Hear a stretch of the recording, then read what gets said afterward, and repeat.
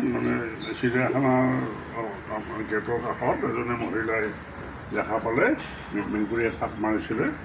থাপ মাৰোঁতে ফিচাখন টেইলটো লৈ গুচি গ'ল যদি বাচিলে নখ লাগিছে নেকি অকণমান মই চাই আছোঁ, নখ লগা নাই।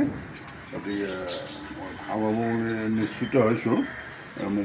মগুদালি খুৱাই দিছোঁ, পানী খুৱাই আছোঁ। গতিকে সি অকণমান আগতকৈ বল পোৱা দেখা পাইছোঁ, কিন্তু মূৰটো ঘূৰাইছে তাৰ। বৰ যত্ন কৰি মূৰটো উঠাই আনি আছোঁ। গতিকে এইটো ইংৰাজীত কয় স্পটেড ডগ। আৰু মই চিৰিয়াখানাত নাম দিছিলোঁ ফুটুকী কপৌ, কিন্তু মোৰ দেউতাই আহি ক'লে যে এই ফুটুকী নামটো নহয় তিল কপৌ। এই কান্ধত এই তিলৰ নিচিনা বগা তিল আৰু ক'লা তিল আছে কাৰণে তিল কপৌ।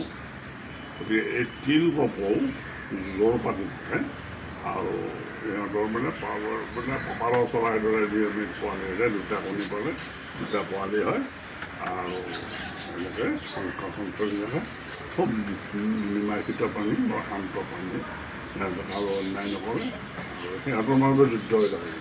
মানে পাৰ চৰাইৰ দৰে যুঁজ লাগি থাকে, দগদগাই থাকে সেইখন।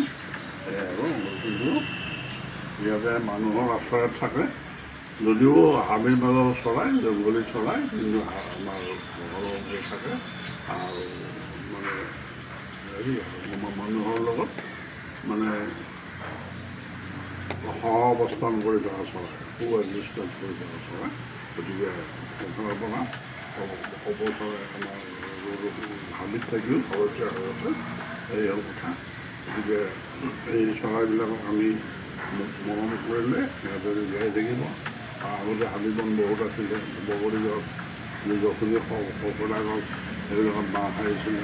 আজিকালি সেইবিলাক গছ নোহোৱা হ'ল। নোহোৱা হোৱাৰ কাৰণে আমাৰ মানুহৰ ঘৰৰ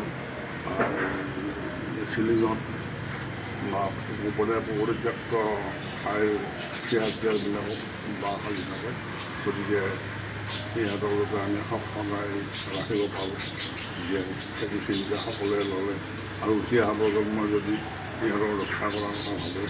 হাবি বন যদিও ৰাস্তাৰ উন্নয়নৰ কাৰণে কটা গ'ল বা কিবা উন্নয়নৰ কাৰণে কটা গৈছে, আমি আকৌ ৰুই দিওঁ বৰষুণৰ বতৰত হাজাৰ পুলি ৰুই দিওঁ, যত্ন কৰোঁ, তেতিয়া নিশ্চয় আমি সেই চৰাইবিলাকক সদায় পাই থাকিব পাৰোঁ।